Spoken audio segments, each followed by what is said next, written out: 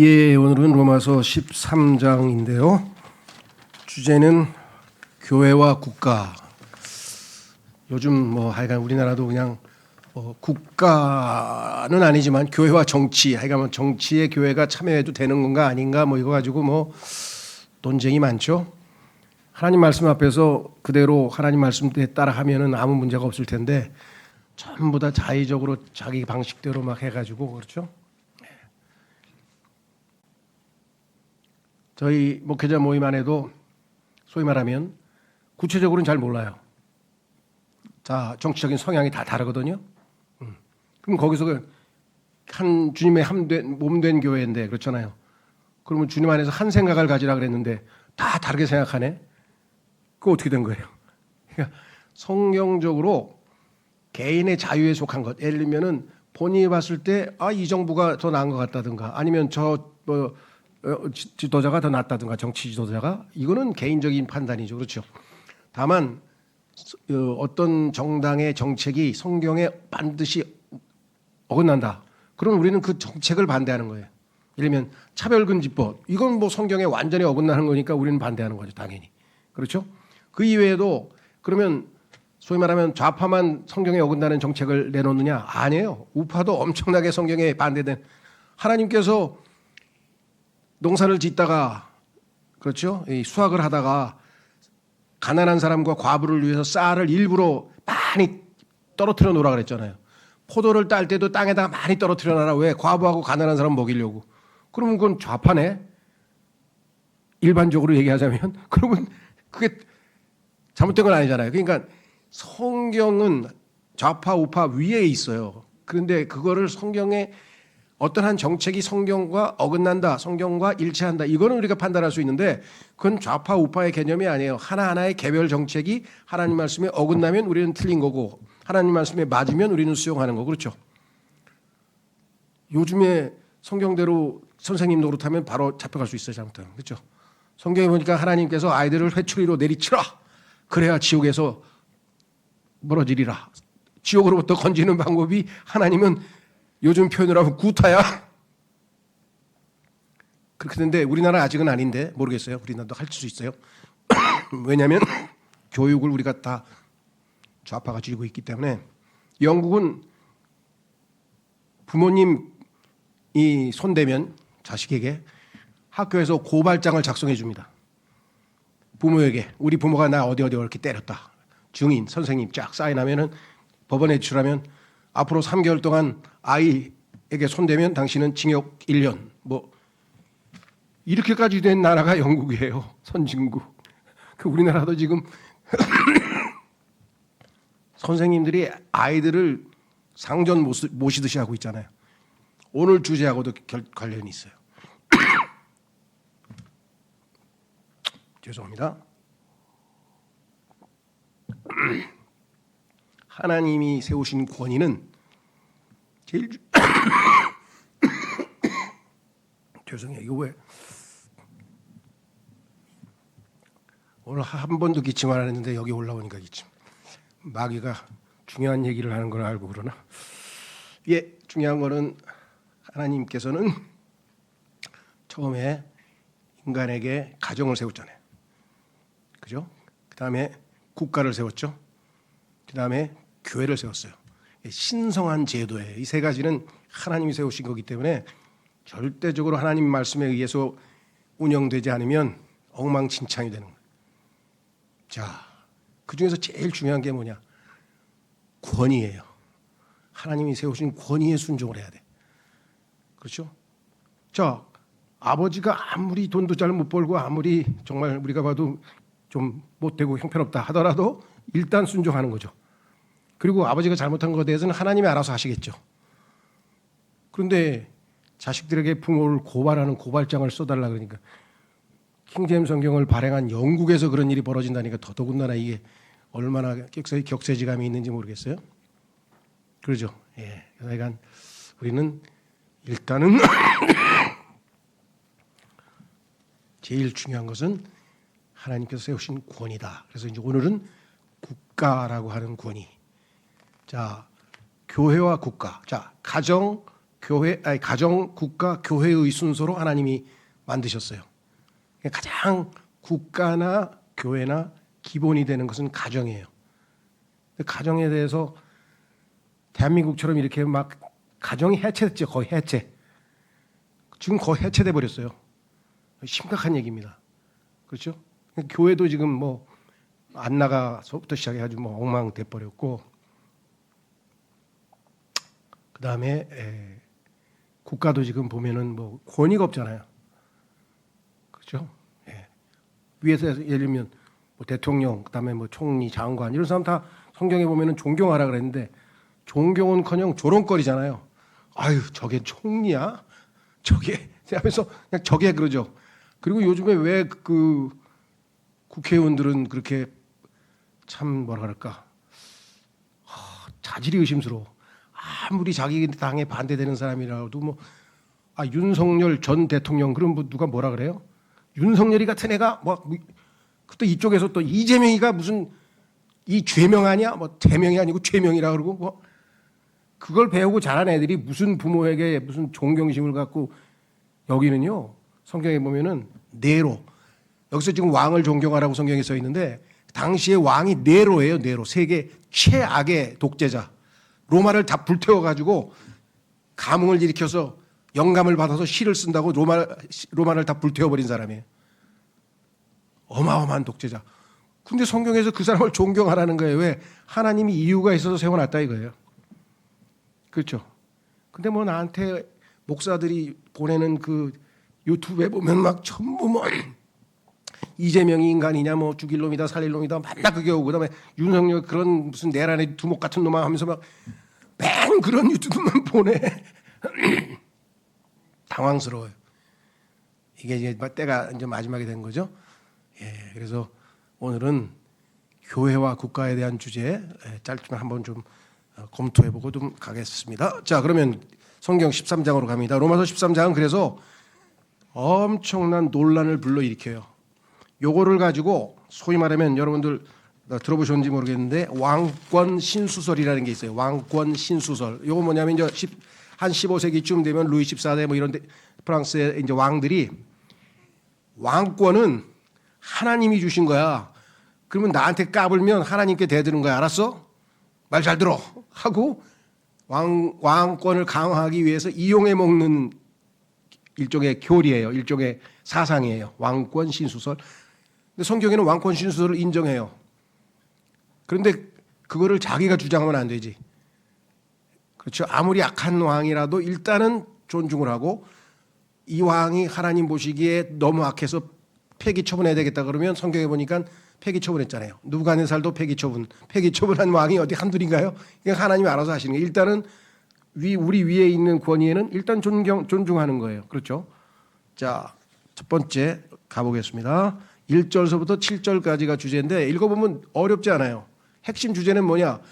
하나님이 우리 위에 세우시는 권위에는 복종하라 이거야. 그러니까 내 위에 누가 계세요? 부모님 계시면 부모님이 복종하고, 내 위에 선생님이 계시면 선생님 복종하고, 내 위에 사장님이 계시면 사장님이 복종하고.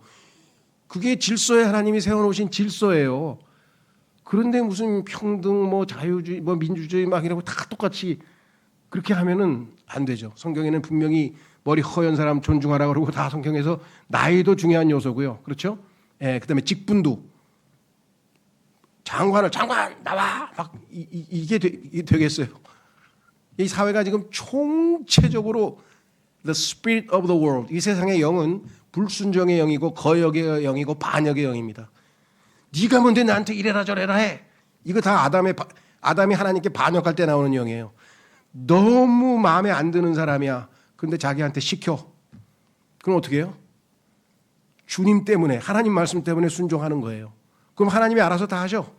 원수 갚는 거 하나님이 달렸다고 성경에 써 있잖아요. 우리 은진이는 정상은 아니잖아. 그러니까 아버지가 이거 좀 해. 그럼 시켜? 왜 시켜? 어디서 배웠는지 모르겠는데 자꾸 왜 시키냐 그러는데, 그래서 너도 그 형의 영이구나. 너 어쩔 수 없다. 거듭나기 전에는 어쩔 수 없다. 웃으면서 내가 넘어가는데 애들도 다 대듭니다. 그게 절대로 잘못된 거예요. 영적인 안목이 있는 사람은요, 정말 내가 보기에도 별 볼 일 없고 아니다 싶어도 뭐예요? 하나님이 내 위에 세워놓은 사람이면 순종하는 거예요. 우리나라는 또 그게 잘 됐잖아요. 원래 나이 한 살만 많아도 형님 형님하고 그러잖아요. 여기 우리 저 전명훈이 내 후배 우리 교회 한 7, 8년 다니다가 이제 부인이 하도 또 가고 싶은 교회가 있다 그래가지고 할 수 없이 갔다가 이제 또 어떻게 합의를 봤는지 다시 이제 나오는데 56년 1월생이거든요. 그럼 나는 55년 12월생이야. 그런데도 깍듯이 대하잖아요. 형님 하면서 아예 너나 나나 그랬더니 아야 그래도 고등학교가 1년 선배인데 형님이라고 모시고 자 하여간 이제 본문으로 가보겠습니다. 모든 혼은 그러니까 여기는 그리스도인이든 아니든 상관없이 하나님이 정해진 질서의 원칙이 뭐예요? 이 질서만 지키면 이 지구상이 이렇게 시끄럽지가 않아요. 하나님께서 질서의 하나님이라고 그랬잖아요. 혼란의 하나님이 아니고 얼마나 아름답게 질서 있게 되겠어요. 근데 혼란이 뭡니까? 혼란이란 단어가 저 노르웨이 축구 선수 혼란 말고 혼란 이게 뭐예요? 바벨이란 뜻이에요. 바벨이란 단어가 혼란이란 뜻이에요. 혼란을 일으키잖아. 이 바벨이 들어오면 바벨탑, 바빌론, 나중에 바빌론 종교, 큰 음료 바벨론 이게 다 혼란이잖아요. 질서가 다 무너지는 거잖아요. 첫째, 모든 혼은 저마다 더 높은 권세들에게 복종할지어다. 그러면 이 권세는 1차적으로 국가입니다. 여기서 문맥으로 보면. 그러나 국가 이외에도 나보다 위에 있는 사람들이 얼마나 많아요. 그렇죠? 예. 경찰관 짝대기 하나, 20대 초반 아주 젊은 경찰관인데도 아저씨 이리 와봐. 그러면 내가 무슨 일입니까? 하고 가죠. 왜 내가 존중하고 순종합니까? 그 위에 하나님의 권위가 있다고 여기서 이제 하나님이 보내신 권위 아니면 그 사람이 경찰관 노릇 못하는 거예요. 자 여기 써 있네요. 이는 하나님께로부터 나오지 아니하는 어떤 권세도 없기 때문이니 어떤 사람이 권세를 가지고 있으면 그건 하나님이 주신 거예요. 어쩔 수 없어. 지금 존재하는 권세들은 하나님께로부터 임명된 것이라. 그러므로 누구든지 권세에 저항하는 자는 하나님의 법령에 저항하는 것이라. 노동조합 천만의 말씀. 악덕 기업주예요. 그래도 순종해야 돼요. 그래도 순종해야 돼요. 하나님의 뜻은. 자, 그런즉 저항하는 자들은 스스로 단죄를 받으리라. 하나님이 이유가 있어서 네로를 왕으로 세워놓은 거예요. 황제로. 다 이유가 있어요. 나중에 보면. 그렇죠? 내가 말씀드렸잖아요. 태풍도 다 이유가 있다 그랬죠. 우리는 태풍이 나쁜 건 줄 아는데 태풍이 없으면 태평양이고 대서양이고 다 썩어버려요. 하나님께서 그냥 대청소를 하는 거야. 밑에 있는 오물들 썩은 것들 탁 휘저어가지고 대청소가 돼야 물고기가 먹고 살고 생명이 존재하지. 다 이유가 있는 거잖아요. 그렇죠? 담배 왜 우리 그 독초 있는 그 니코틴 담배 잎 하나님 왜 만들어 주셨을까요? 담배 없으면 그냥 전 그 사냐가 다 들쥐로 그냥 들끓어요. 이게 들쥐의 그 숫자를 조절하는 거야 하나님께서. 담배잎 먹고 다 죽어요. 어린 들쥐들이. 그래서 곧 개체수가 딱 정해져 있어. 이 모든 것을 총괄하시는 하나님께서 세우셨기 때문에 내가 보기에는 너무너무 마음에 안 들더라도 어떤 분이 저한테 그런 말을 하더라고. 하나님한테 자기가 그렇게 기도했대. 자기 남편이 너무 형편이 없어가지고 어디 이런 걸 저한테 주셨어요 하나님. 그랬대. 그래서 내가 자매님 기도 좀 낮추세요. 모든 일에 감사하다 그랬는데 내 마음엔 안 들지만 이런 남편을 주셔서 제가 더 열심히 일해서 돈 잘 벌게 해주셔서 감사합니다. 그렇게 기도하세요 오늘. 농담은 비슷하게 했지만 그 속에 진담이 숨겨져 있는 거죠. 자, 제가 그때 말씀드렸죠. 어떤 분이 남편이 술꾼이야. 그냥 계속 술 먹고 와서 그냥 또 집에 와서 토해다. 막 토하고 막 이불 다 더럽히고 막 한 3, 4개월 했는데 또 어떨 때 막 밤 12시에 친구들 5명 데리고 와서 밤에 새벽까지 술판을 벌이고 막. 근데 그거를 다 시중을 들었는데 한 번도 자기가 싫지 않았대. 왜냐니까 나는 하나님께서 남편에게 순종하게 하나님 말씀에 순종하는 거지 이 사람 순종하는 게 아니야. 나는 하나님만 바라보고 순종하겠어 했어요. 근데 어떻게 역사하셨는지 아세요? 그게 하나님의 계획이었어. 이 남편이 너무 놀란 거야. 그래가지고 어느 날 집에 오더니 무릎을 꿇고 부인한테 당신이 믿는 하나님을 내가 오늘부터 믿겠다. 그러더래요. 어떻게 그렇게 결정했습니까? 뭐 당신이 아무리 인간인데 내가 이런 짓을 했는데 이거를 짜증 한 번 안 내고 이렇게 잘할 리가 없겠지. 당신 하나님이 도와주신 거 아니야? 아유 맞다고. 그러니까 내가 그분을 믿어야 되지 않겠어. 이런 간증이 옛날에는 많았거든요. 이런 간증이 많아야 돼요, 사실. 순종이 가져오는 그 어마어마한 축복을 기대한다면 지금 그냥 꼴 보기 싫은 사람 뭐 별별 사람 다 있잖아요. 그렇죠? 네. 자, 여기 나와 있습니다. 2절 그러므로 누구든지 권세에 저항하는 자는 하나님의 법령에 저항하는 것이니라. 그런즉 저항하는 자들은 스스로 단죄를 받으리라. 이는 치리자들이 선한 행위들에 대해 공포가 되는 것이 아니요 오직 악에 대해서만 공포가 되기 때문이라. 자, 뭐 경찰총장, 검찰총장 아니면 우리나라의 모든 그런 범죄자들 잡아들이는 기관들 있잖아요. 그 사람들이 죄 지은 사람 잡아들이지 착한 사람 잡아들입니까? 그 죄 지은 사람들 지금 감옥에 그냥 막 수백 명, 수천 명, 수만 명씩 있어요. 그 다 가둬놔서 우리가 지금 편안하게 사는 거야. 그 사람들 지금 다 돌아다니면 이 사회가 어떻게 되겠어요? 그 하나님이 다 필요해서 그 사람들 그래도 악덕 경찰관 그런 사람이 있기는. 근데 그 사람은 또 하나님이 알아서 처리할 거니까. 그다음 그렇다면 너는 권세를 무서워하지 않기를 원하느냐? 네가 국가에서 정한 법을 어기고 예를 들면 제멋대로 굴어가지고 감옥에 가면 안 무섭냐 이거죠. 당연히 잘못하면 가야죠. 선한 것을 행하라. 착하게 살면 국가에서 포상을 해줘요. 의인상이라 그래가지고 훌륭하다고 막 그렇죠. 어떤 사람은 막 그 뺑소니 차 막 쫓아가서 같이 경찰 도와서 잡아주고 그러면 상 주고 그러죠. 훌륭한 일 했다고. 그리하면 너는 그 동일한 자에게 찬사를 받으리라. 그래서 착한 일하는 시민들 뭐 의인상 무슨 상 해가지고 많이 주잖아요. 그리스도인은 이렇게 살아야 된다. 시민으로서의 그리스도인. 3, 4절 이는 그가 너에게는 선을 이루기 위한 하나님의 사역자이기 때문이라. 경찰관, 소방관, 뭐 그다음에 방범 아저씨, 뭐 이런 모든 사람들은 다 하나님께서 세우신 뭐예요? 사역자, 일꾼이란 뜻이에요. 사역자란 말은 말씀의 사역자만 있는 건 아니고요. 뜻은 일꾼이란 뜻입니다. 그러나 만일 네가 악한 짓을 행한다면 무서워하라. 그렇죠. 나쁜 짓 했어. 그러면 무섭죠. 왜? 경찰이 잡으러 올 거 아니에요. 그 요즘 보니까 막 탈세해가지고 어디 도망가가지고 숨고 막 이런 사람들 많잖아요. 그죠? 이는 그가 헛되이 칼을 차고 있지 않기 때문이니. 칼을 차고 있는 이유가 있지. 죄를 단죄하기 위해서 하나님께서 그가 하나님을 섬기는 자요 악을 행하는 자 위에 진노를 집행하기 위한 보복자이기 때문이라. 아무리 러시아 아니면 최악의 막 공산국가 뭐 북한도요. 잘못한 사람 잡아가두지 잘하는 사람은 안 잡아가둬요. 5절 이런 이유로 너희가 반드시 복종해야 할 필요가 있나니 진노 때문만이 아니라 양심을 위한 것이기도 하니라. 이게 이제 그리스도에게는 중요하죠. 내가 잘못 저지르면은 경찰이 나 잡으러 와가지고 재판받아서 감옥에 갈까봐 그것도 중요한 동기입니다. 진노 때문에. 교재에 보시면 써 있죠. 오늘 나눠드린 교재에 보면은 국가 권위에 복종해야 될 이유 중에 하나가 뭐예요? 진노로 인하여라잖아요. 진노로 인하여. 근데 두 번째는 뭐예요? 양심으로 인하여. 양심이 불편하잖아요. 내가 하나님이 다 하시는데 다른 사람은 몰라. 그래도 내 양심이 아니까 하나님 앞에서 양심이 편안하려면 순종해야 되겠죠. 자, 그 다음에 6절 이는 이런 까닭에 너희가 공세도 내기 때문이니 그들이 하나님의 사역자들이요 바로 이 일에 꾸준히 집중하고 있기 때문이라.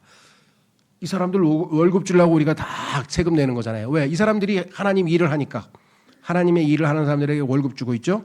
7절 그러므로 모든 사람들에게 그들이 마땅히 지급받아야 할 것들을 납부하라. 그렇습니다. 공과금도 내고 다 내고 막 내죠.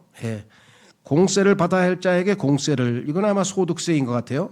관세를 받아야 할 자에게 관세, 이건 아마 물건 아마 상품에 붙어 있는 그런 세금인 것 같아요. 그러니까 뭐 정확하게 제가 세금의 종류에 대해서는 잘 모르지만 사전에 보면 대충 그런 종류로 분류가 되는데 어쨌거나 모든 세금을 일단 다 내야 돼요. 바로 죄송합니다. 두려워해야 할 자를 두려워하고 존경해야 할 자를 존경하라. 이건 하나님의 명령입니다. 자, 그래서 오늘 뭐 내용은 어렵지 않으니까 교재로 가서 한번 총 정리를 해보겠습니다. 주제, 자 로마서 13장 교재를 보시면 12장이 우리 주변 사람들과의 관계를 다루고 있는 반면, 그렇죠? 교회 형제자매들, 가족들, 그다음에 나를 괴롭히는 사람들, 뭐 이런 사람들이 나와는 어떤 관계에 놓여야 되는가 이거를 다뤘죠 우리가 지난번에. 그런데 오늘 13장의 주제는 뭐냐 이렇게 써 있네요. 국가 권위를 포함한 바깥 세상 제도와의 관계를 다룸. 인간 정부에 복종해야 하는 이유는 네 가지인데요. 오늘은 7절까지만 합니다. 진노로 인하여 금방 살펴봤고, 두 번째 양심으로 인하여 살펴봤고, 다음 주에 이제 사랑으로 인하여 구원자로 인하여 이렇게 해서 13장 주제가 국가 권위에 대해서 교회 또는 그리스도인은 어떠한 자세로 임해야 될 것인가 아주 중요합니다.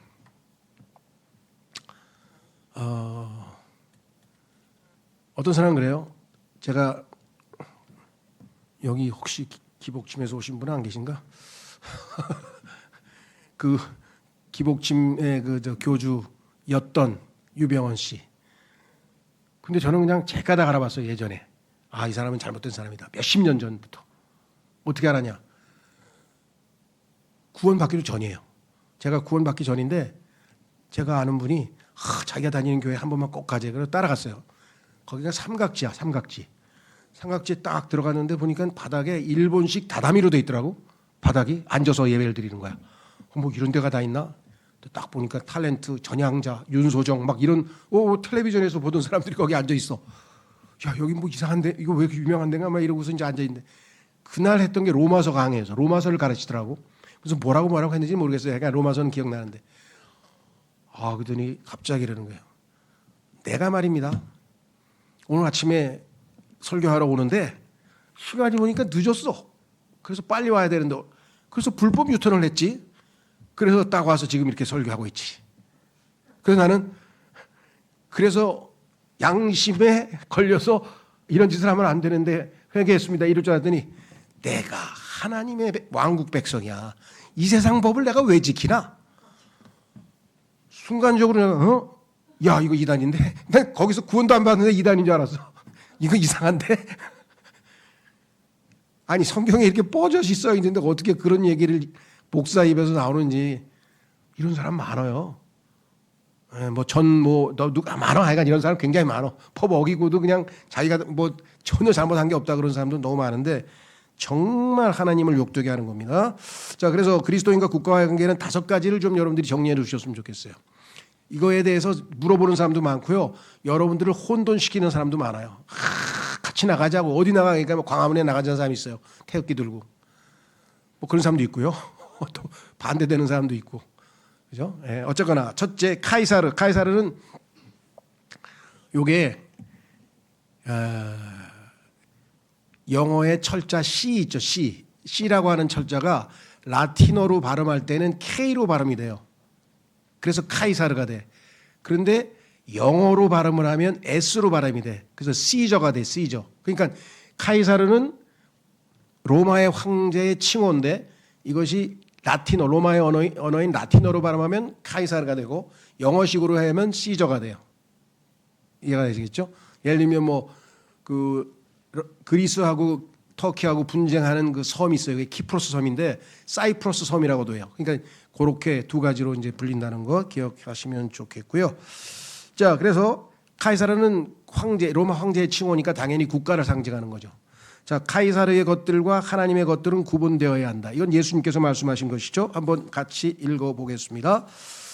화면에 좀 띄워주시고요. 그들이 그분께 말씀드리기를 카이사르의 것이니다 하니라. 그때 그분께서 그들에게 말씀하시기를 그러므로 카이사르에게 속한 것들은 카이사르에게 돌려주고 하나님께 속한 것들은 하나님께 돌려드리라.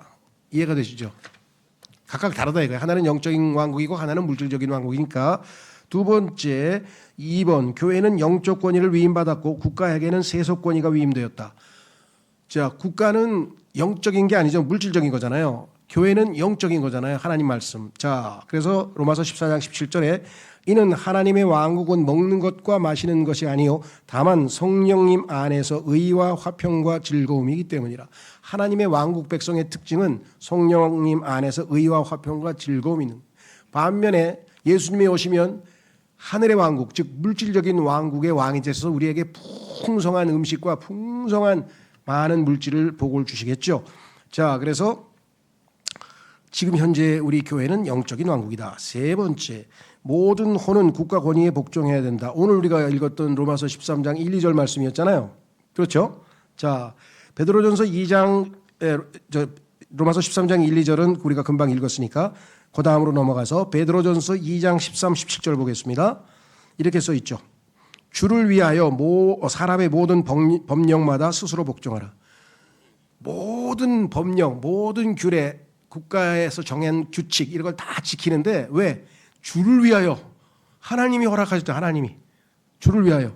그것이 최고 권위자로서의 왕에게든 행악자들의 처벌을 위하여 그리고 바르게 행하는 자들의 찬사를 위하여 그분에 의해 보내심을 받은 자들로서의 지배자들, 이건 뭐 경찰이나 검찰에게든 그리하라. 시키는 대로 하라. 이는 하나님의 뜻이 그러하기 때문이니 너희로 하여금 바르게 행하여 어리석은 사람들의 무지를 잠잠하게 하려 함이라. 자유로운 자들로서 너희의 자유를 악의 은폐물로 사용하지 말고 다만 하나님의 종들로서 사용하라. 모든 사람들을 존경하라. 형제들을 사랑하라. 하나님을 두려워하라. 왕을 공경하라. 하나님을 사랑하라고요. 왕을 공경하라가 같은 한 줄에 쓰여 있어요. 같은 하나님의 명령이에요. 그러니까 위에 있는 권위에 함부로 우리가 말하면 큰일 납니다.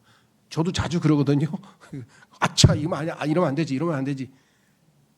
순종의 영이에요, 우리는. 자, 그 다음에 네 번째 중요합니다. 교회는 왕들과 권위를 가진 모든 사람을 위해 기도해야 한다. 뿐만 아니라 아무리 형편없는 왕, 아무리 형편없는 대통령, 아무리 엉터리 같은 총리 뭐 이런 사람들 위해서도 다 기도를 해줘야 돼요. 기도를. 디모데전서 2장 1절 3절 우리가 매주 수요일마다 이렇게 기도하고 있잖아요. 순종해서. 그러므로 내가 권면하노니 무엇보다도 먼저 간구들과 기도들과 중보들과 감사들이 모든 사람들을 위하여 드려지게 하라. 왕들을 위하여 또 권위를 가진 모든 자들을 위하여도 그리하라. 이는 우리가 모든 경건과 정직함 가운데서 조용하고 평안한 생활을 하려 함이라. 이렇게 기도하면 하나님께서 국가가 안정되게 해주셔서 우리 그리스도인이 경건과 정직함 가운데 조용하고 평안한 신앙생활을 할 수 있게 해주시겠다. 하나님의 자녀들을 위해서 기도하라는 뜻이었어요. 이해가 되시죠? 이는 이것이 우리 구원자이신 하나님의 목전에 선하고 기꺼이 받으실 만한 일이기 때문이라. 하나님의 뜻이야 이것이. 하나님께 선하고 굿 보시기에 좋고 뿐만 아니라 기꺼이 받으실 만한 것이라고 성경에 써 있잖아요. 그렇죠? 예. 인간이 제일 하기 싫은 게 뭐예요? 그게 순종이에요. 애들도 부모에게 뭐래요? 이거 해 그럼 싫어. 내가 많이 나옵니까? 싫어가 많이 나옵니까? 자녀들 키워보신 분 한번 얘기해 보세요. 애가 시키면 네 그래요? 아니면 싫어가 많이 나와요? 예, 싫어가 한 3배 이상은 나올걸요 아마? 싫어. 어디서 배웠는지 모르지만. 그렇죠? 자, 그 다음에 마지막 5번째, 이거 중요합니다. 국가가 하나님의 뜻에 어긋나는 것을 강요할 시 저항할 수 있다. 그러면 우리는 뭐 무조건 고개만 숙이면 되는 거냐? 아닙니다. 하나님의 뜻에 명백하게 어긋나면 우리는 발언할 수 있어요. 아까 얘기했잖아요. 어떤 분이 그러더라고요. 저한테. 저 목사님 왜 그러니까? 저 그리스도인은 데모하면 안 됩니까? 아니, 성경에 데모하면 안 된다고 안 써 있는데 왜요? 그랬더니 전 데모하러 나가려고 그러는데 그래서 뭐 기도하고 나가세요. 그랬더니 아 돼요? 그래서 자기는 그런 거 하면 안 되는 줄 알았대. 성경에 안 써 있는데 뭐 무슨 데모인데요? 그랬더니 그 소위 말하면 뭐 낙태 반대. 그죠? 뭐 국가에서 낙태를 뭐 합법화한다는데 나는 반대합니다 하고 피켓 시위하러 간대. 그래서 아 이거 좋은 거네. 가세요. 아 국가에 순종하라면서요. 그러니까 하나님의 뜻에 어긋나는 것에 대해서는 저항할 수 있다 그랬잖아요. 어디에 그런 게 있냐? 여기 3가지가 있네. 적어도 4-5개 있는데 3가지만 하겠습니다. 국가의 하나님의 뜻에 어긋나는 것을 강요할 시 저항할 수 있다. 첫째, 여러분 그 유명한 누굽니까? 히브리 산파들. 하나님이 주신 생명을 끊으라고. 너희 아기 난 다음에 바로 물속에 던져버리라 그랬잖아요. 히브리 아이들. 그러면 생명을 주시는 분이 하나님인데 뭐 생명을 끊어? 그러니까 목숨 걸고 산파가 그냥 끝까지 도와줘가지고 아기 낳았죠. 예, 그래서 모세를 몰래 그냥 숨겨가지고 나중에 끝까지 살렸잖아요. 그런데 그 산파가 어떻게 됐어요? 하나님이 복 주셨다고 성경에 나오네. 국가 권위에 저항했는데도. 보세요. 15절 출애굽기 1장 15절 이후에 이집트 왕이 히브리인 산파들에게 이야기하였는데 그들 중 한 명의 이름이 시프라였고 다른 한 명의 이름이 푸아흐였더라. 야, 성경에 이름까지 기재해 주셨어. 하나님께 하나님의 뜻을 지키기 위해서 국가 권위에 목숨을 걸고 저항한 산파들을 하나님께서 이름까지 적어놨어요. 이거 성경 퀴즈에도 자주 나오는데 16절 그런즉 그가 말하기를 너희가 히브리인 여자들에게 산파의 직책을 수행하고 분만 때들 위해서 그들을 살필 때 만일 그것이 아들이면 그때는 너희가 그를 죽일지니라 그러나 만일 그것이 딸이면 그때는 그녀를 살릴지니라 하였더라. 이렇게 살인을 지시하니까 하나님 뜻이 아니다. 그래서 어떻게 했어요? 17절 그러나 산파들은 하나님을 두려워하여 이집트 왕이 자신들에게 명령한 대로 행하지 아니하고 오히려 남자아이들을 살려두었더라. 그렇죠. 이에 이집트 왕이 산파들을 불러 그들에게 이같이 말하였더라. 어찌하여 너희가 이런 일을 행하고 남자아이들을 살려두었냐? 그러자 산파들이 파라오에게 말하기를 이는 히브리인 여자들이 이집트인 여자들과 같지 않은 까닭이니 그들은 활기가 있어 산파들이 그들에게 들어오기도 전에 해산하기 때문이옵니다. 맞는 말이에요? 틀린 말이에요? 잘 모르겠어요. 사실일 수도 있고 둘러댄 말일 수도 있어요. 그러니까 산파들이 오기 전에 벌써 아기를 낳았어. 워낙 힘이 좋아가지고 히브리인 여자들은 튼튼해가지고 그랬다는 거예요. 그럴 수도 있고 아닐 수도 있어요. 근데 이거는 내가 볼 때는 하나님이 주신 지혜야. 근데 하나님이 왜 거짓말을 지혜를 주셨어요? 하나님이 주시면 거짓말도 하는 거예요. 그렇죠? 네, 뭐 정답은 아니에요. 잘 모르겠어요. 사실일 수도 있어요. 어쨌거나 자, 그래서 어떻게 됐냐? 그러므로 하나님께서 산파들에게 어떻게 했어요? 선대하셨더라. 국가 권위에 도전했는데도 하나님이 잘 대해주셨다. 그리고 그 백성은 번성하여 몹시 막강해졌더라. 그리고 그 산파들이 하나님을 두려워한 까닭에 이러한 일들이 있었으니 그분께서 그들의 집들을 창성하게 하셨더라. 물질적인 축복을 많이 주셔가지고 이 산파들이 잘 먹고 잘 살게 됐어요. 목숨 걸고 하나님 말씀을 지키려고 하다 보니까.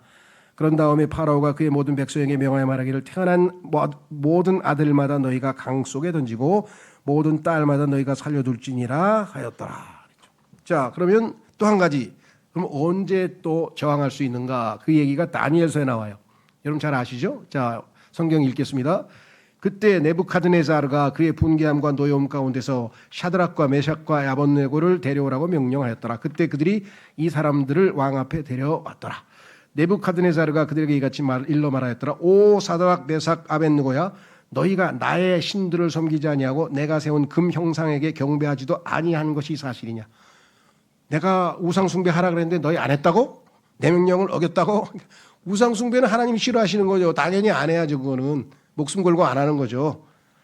만일 너희가 지금이라도 뿔나팔과 플루트와 하프와 색퍼트와 솔토리와 덜시머와 온갖 종류들의 음악 소리를 너희가 듣는 어떤 때에 내가 만든 형상에 스스로 엎드려 경배할 준비가 된다면 좋도다. 그렇잖아요. 우리도 군대에서 어떻게 합니까? 탁 경영할 때는 빰 빠밤 빠밤 빠밤 빰 똑같아. 왕에게 절할 때도 그냥 음악이 쫙 흘리면 경례하면 우상에게 절해야 되는데 고개 바짝 들고. 우리나라의 그 유명한 안희숙 자매님이 그 일본의 천황한테 그 뭐라 그러죠? 신사참배 안 하고 고개 빳빳하게 들고 있다가 감옥에 갔잖아요. 그래서 그 책 이름이 간증집 이름이 죽으면 죽으리라. 죽으면 죽으리라. 그랬더니 하나님이 살려주셔가지고 그 다음에 죽으면 살리라. 그 책을 또 썼어. 미국에서 사역한 얘기를. 자, 그래서 여기 보시면 이렇게 써 있네요. 16절 샤드락과 메삭과 아벳느고가 왕에게 대답하여 같이 말하였더라. 오 네부카드네자르여 저희는 이 사안에 있어서 왕께 대답하는 것을 염려하지 않나이다. 오 왕이여 만일 그리 될지라도 저희가 섬기는 우리 하나님께서는 극렬히 불타는 용광로에서 저희를 능히 구출할 수 있나니 그분께서는 당신의 손에서 저희를 구출하실 것이니이다. 그러나 만일 그리 아니하실지라도 오 왕이여 저희는 당신의 신들을 섬기지 아니할 것이요 당신께서 세우신 금 형상에게 경배하지도 아니할 것임이 당신께 알려지기를 바라나이다.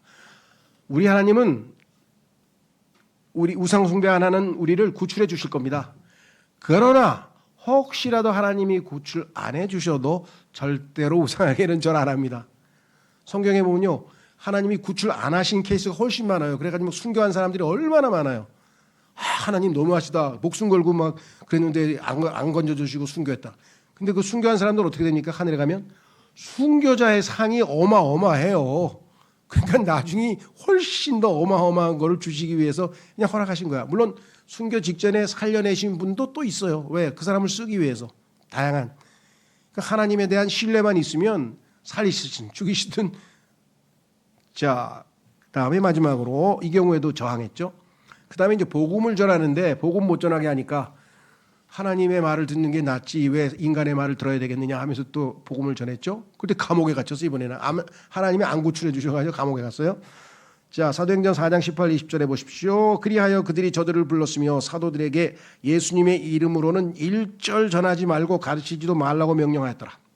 너 한 번만 전도만 해봐 그냥 가만 안 놔도 하고 지금 협박벌 받았는데 19절 그러나 베드로와 요한이 그들에게 대답하여 이같이 말하였더라. 하나님께 경청하는 것보다 너희에게 경청하는 것이 하나님의 목전에 옳은지 너희가 판단하라.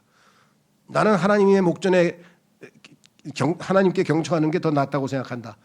마음대로 해라. 이는 우리가 보고 들었던 것들을 우리가 전할 수밖에 없기 때문이라. 보고 들은 사람이 뭐예요? 증인이에요.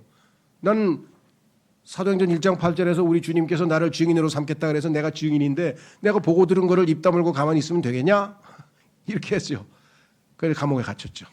사도 바울도 그러다가 감옥에 갇혀가지고 근데 어떻게 했어요? 얻어맞아서 피 흘리고 감옥에 갇혔는데 우리가 보면 비참하게 될 것 같죠. 하나님께서 기쁜 마음을 주시니까 거기서 찬송을 불렀어요. 신라하고 복음 전하다가 두들겨 맞고 피 흘리고 감옥에 갇혔는데 빌립보 간수가 너무 놀래가지고 나중에 와서 어떻게 하면 구원받냐 그랬더니 주 예수 그리스도를 믿어라. 그러면 내가 구원을 받고 내 집이 구원을 받으리라는 위대한 복음 선언을 사도행전 16장 31절에서 하지 않았습니까? 자, 그래서 오늘은 여기 밑에 결론 PS 출신은 올바른 정치는 의로운 통치자께서 오실 때 실현됩니다. 저렇게 엉터리 가짜 대통령한테 저런 못된 대통령한테 저런 연산군 같은 왕한테 우리가 순종해야 됩니까? 예, 순종해야 됩니다. 그러면 의로운 통치자는 누구예요? 예수님 한 분밖에 없잖아요. 그분이 오시면 의의 통치가 이루어질 것이에요. 아무도 억울하지 않아. 그때 가면 다 수긍해. 항소가 필요 없어. 항소를 할 필요가 없어. 100% 의롭게 결정이 났기 때문에. 두 번째, 하나님께서는 인간 사회의 평화와 안정을 유지하기 위해 사람들 위해 권위자를 세우십니다. 이것은 하나님의 왕국을 확산하기 위해 복음을 전파하고 죄인들을 구원하며 교회를 건축할 시간과 기회를 갖기 위한 것입니다. 하나님께서 위에 통치자들을 주셔서 나라가 안정돼서 전 세계에 지금 복음화가 이루어진 거지 그냥 놔뒀으면요 난장판이 되는 거예요. 인간끼리 왜 싸우잖아요. 그냥 막 그 와중에서 무슨 복음이 전해지겠어요. 그렇죠? 예, 그래서 하나님께서는 정말 중요한 테마 교회와 국가에 대해서 오늘 로마서 13장 1절에서 7절에서 얘기하셨고 우리는 5가지로 요약을 해서 여기다 잘 정리해 놨으니까 여러분들이 혹시 그리스도인들 중에서 이런 내용에 대한 질문을 하거나 뭐 물어보거나 할 때 여러분들이 지혜롭게 잘 도와주시면 고맙겠습니다. 예, 우리는 오늘 이 시간 주신 말씀 통해서 주님 여러분들이 지금 현재 있는 이 대통령을 찍었는지 안 찍었는지 저는 잘 모릅니다. 찍었든 안 찍었든 중요한 게 아니에요. 하나님께서 일단 뽑혔으니까 그렇죠? 뽑혔으니까 우리가 존경하고 하나님께서 그에게 지혜를 주셔서 이 나라를 안정되게 잘 다스리게 해 주십시오. 우리 그리스도인이 정직하고 경건하게 기쁜 마음으로 신앙생활할 수 있게 도와주십시오. 먼저 기도하겠습니다.